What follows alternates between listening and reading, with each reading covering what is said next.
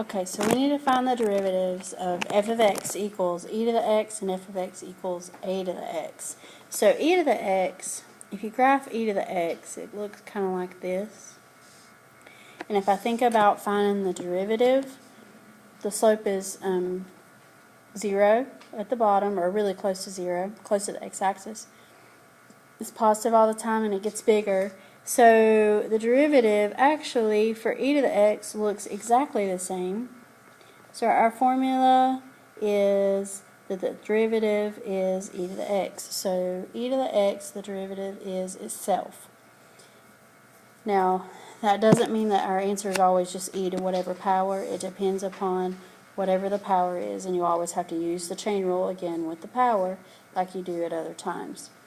E to the x and a to the x are different from like x squared or x to the third, because if you'll notice with x squared and x to the third, the powers are numbers. That's when you use the power rule. But when the power is a letter, that's when you have to use these rules. Notice that a to x is kind of like 2 to the x or 3 to the x. Now, if I graph a to the x, well, it depends on what a is. So if I just graph, let's say, 2 to the x, well, it looks very similar to what e to the x looks like. And if you graph its derivative, it's very similar as well, but there's a slight change. If I were able to show it to you on the calculator exactly what would happen, but it would change just a very slightly little bit. So the derivative of a to the x, or the derivative of 2 to the x, is itself, but it's multiplied by a factor.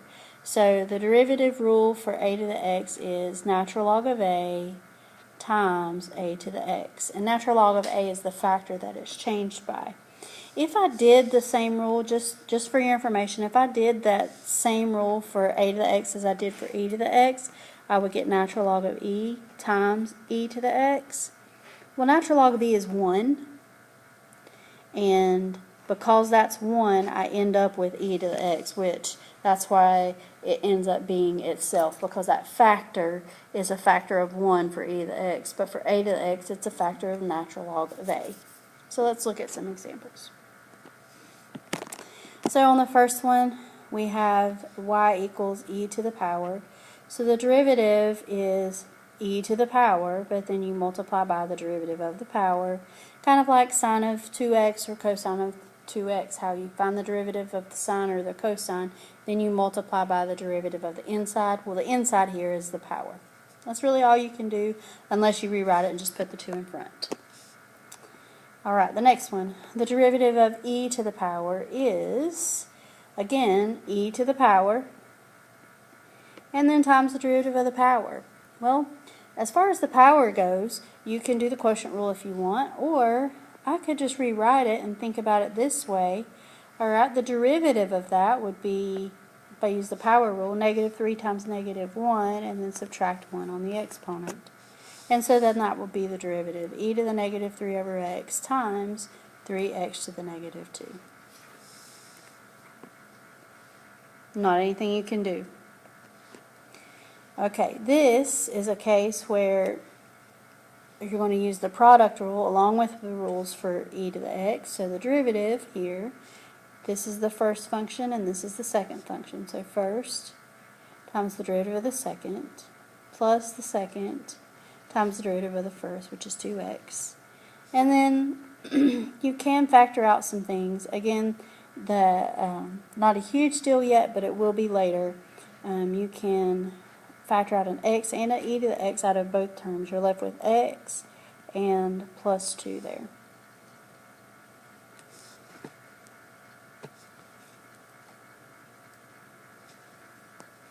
Alright, so here's a case where we've got our derivatives with e, but we want to use the quotient rule since we have a quotient here. So we're going to do the quotient rule. We're going to start with the bottom times the derivative of the top. Alright, derivative of e to the 3x would be e to the 3x, but then you times it by 3 for the derivative of the power, minus the top times the derivative of the bottom. Alright, the derivative of the bottom would be just e to the x, because the derivative of e to the x is e to the x. Derivative of 1 is 0, so we have that there. and then the bottom squared. Alright, I can factor out e to the 3x out of both terms, and I'd be left with 3 times e to the x plus 1 minus e to the x. It's not real helpful on this particular problem, but there will be problems when you factor something out like that and something will cancel or will reduce. It doesn't here. That's really all you can do. There's nothing really to go away. Alright, here's another product rule. I just wanted you to see that you could do product rule with sines and cosines and tangents along with e to the 2x. So we're going to start with the first times the derivative of the second. Alright, the derivative of tangent is secant squared of x plus tangent, which is the second, times the derivative of the first. Derivative of the first would be 2e to the 2x. You could factor out e to the 2x, but then other than that, that is really all you can do. You could put the 2 in front of the tangent, and then that's your answer.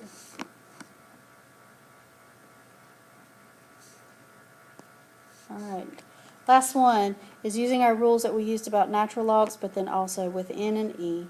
So the derivative of natural log of something is 1 over the thing, so we're just going to flip it because that's 1 over that. And then we're going to do the quotient rule, which is the derivative of the inside. Or you could bring it up and do the chain rule.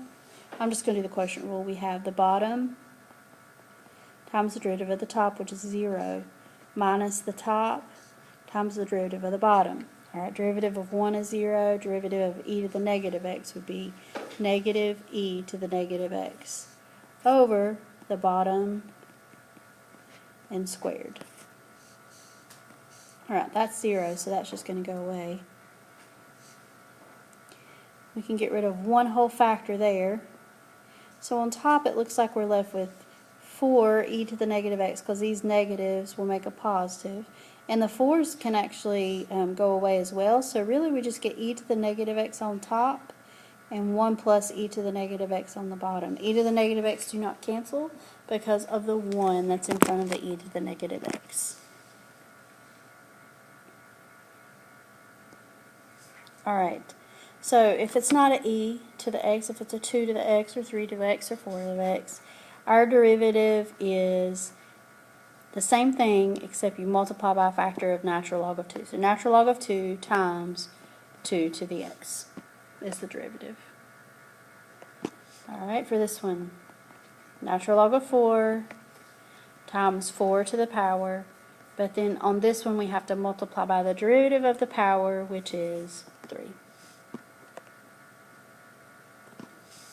Alright, in a problem like this is where we would use the quotient rule because we have a quotient of two functions.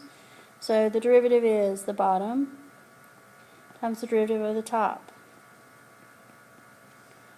minus the top times the derivative of the bottom, which is 1, over the bottom squared. Not really anything you can do here. Can't get rid of an x and an x squared because it's not in common with the second part of the term. And that's about it. Alright, last question. This one would be the product. So we're going to do the first times the derivative of the second. Derivative of cosine of something is negative sine of something times the derivative of the inside, which is 2, plus the second times the derivative of the first. Alright, derivative of 5 to a power is natural log of 5 times 5 to the power times the derivative of the power, which is a negative 1. We could factor out a 5 to the negative x, but that's about it. We would be left with negative 2 sine of 2x minus natural log of 5 times cosine of 2x.